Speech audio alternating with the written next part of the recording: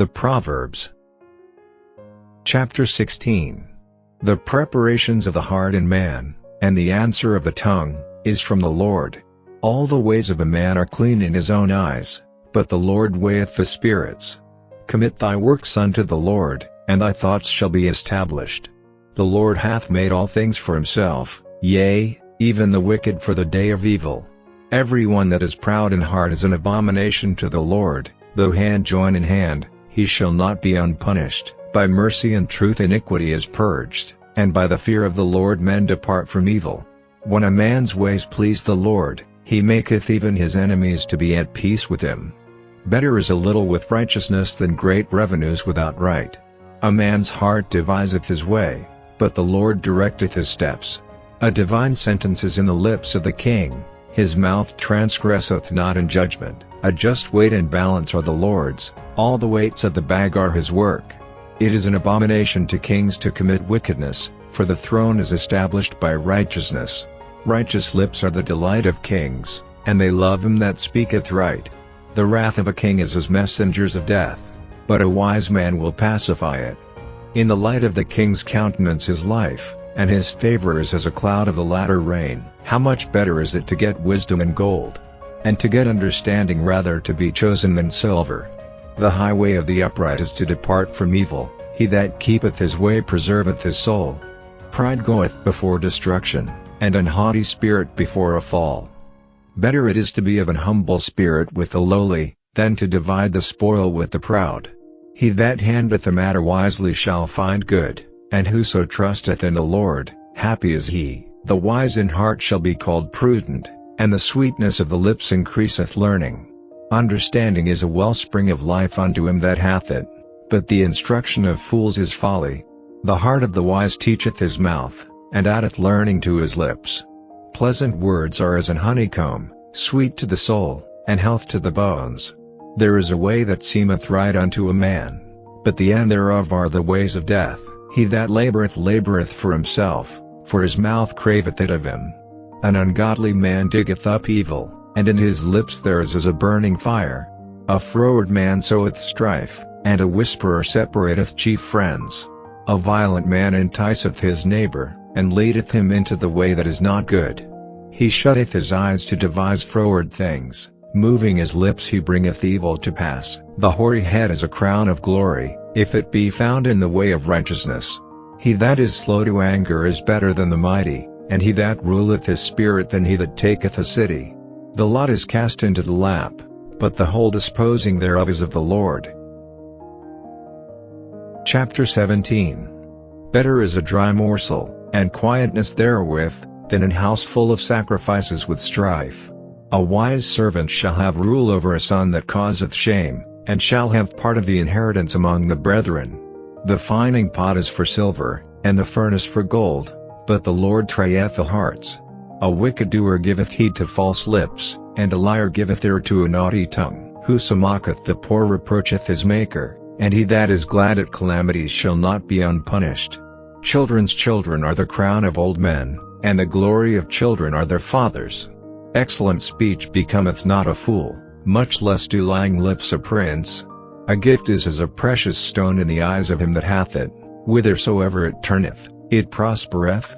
He that covereth a transgression seeketh love, but he that repeateth a matter separateth very friends. A reproof entereth more into a wise man than 100 stripes into a fool. An evil man seeketh only rebellion, therefore a cruel messenger shall be sent against him.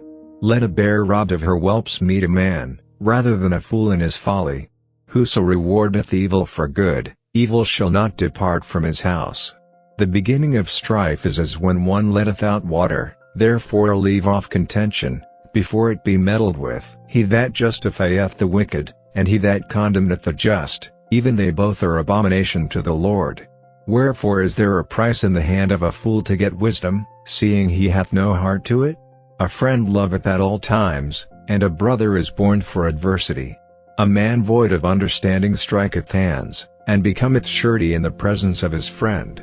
He loveth transgression that loveth strife, and he that exalteth his gate seeketh destruction. He that hath a froward heart findeth no good, and he that hath a perverse tongue falleth into mischief. He that begetteth a fool doeth it to his sorrow, and the father of a fool hath no joy. A merry heart doeth good like a medicine, but a broken spirit drieth the bones. A wicked man taketh the gift out of the bosom to pervert the ways of judgment.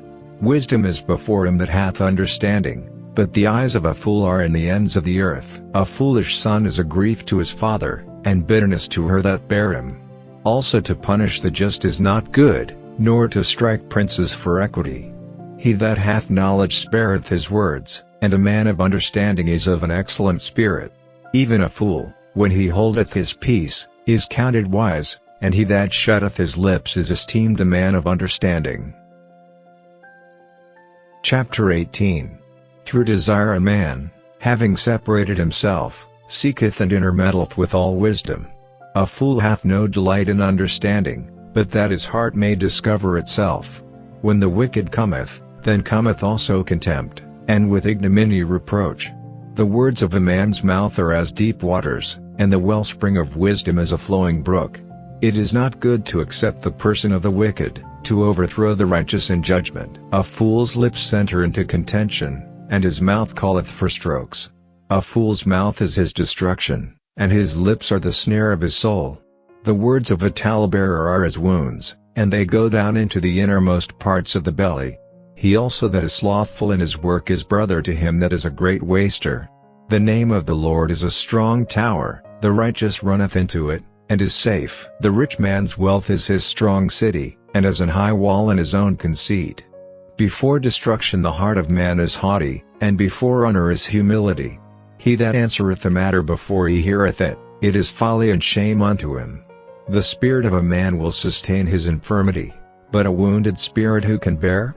The heart of the prudent getteth knowledge, and the ear of the wise seeketh knowledge. A man's gift maketh room for him, and bringeth him before great men. He that is first in his own cause seemeth just, but his neighbor cometh and searcheth him. The lot causeth contentions to cease, and parteth between the mighty. A brother offended is harder to be won than a strong city, and their contentions are like the bars of a castle. A man's belly shall be satisfied with the fruit of his mouth, and with the increase of his lips shall he be filled. Death and life are in the power of the tongue, and they that love it shall eat the fruit thereof. Whoso findeth a wife findeth a good thing, and obtaineth favor of the Lord. The poor useth entreaties, but the rich answereth roughly. A man that hath friends must show himself friendly, and there is a friend that sticketh closer than a brother. The second epistle of Paul the Apostle to the Corinthians. Chapter 6. We then, as workers together with him, beseech you also that ye receive not the grace of God in vain. For he saith, I have heard thee in a time accepted, and in the day of salvation have I succored thee. Behold, now is the accepted time.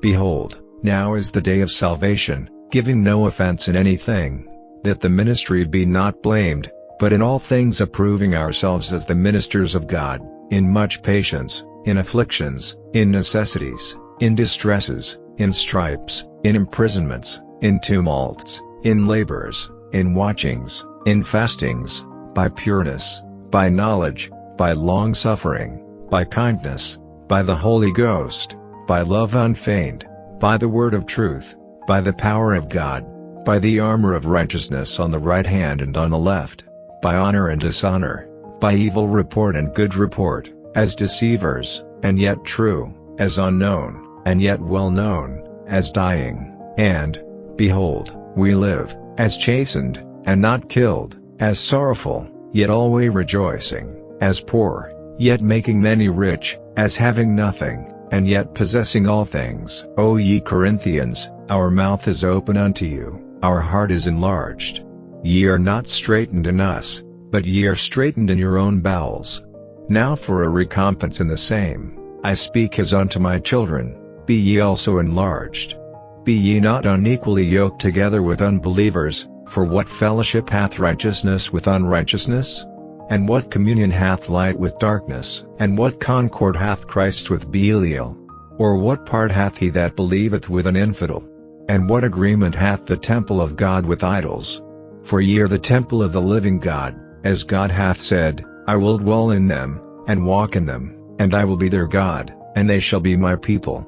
Wherefore come out from among them, and be ye separate, saith the Lord, and touch not the unclean thing, and I will receive you, and will be a father unto you, and ye shall be my sons and daughters, saith the Lord Almighty.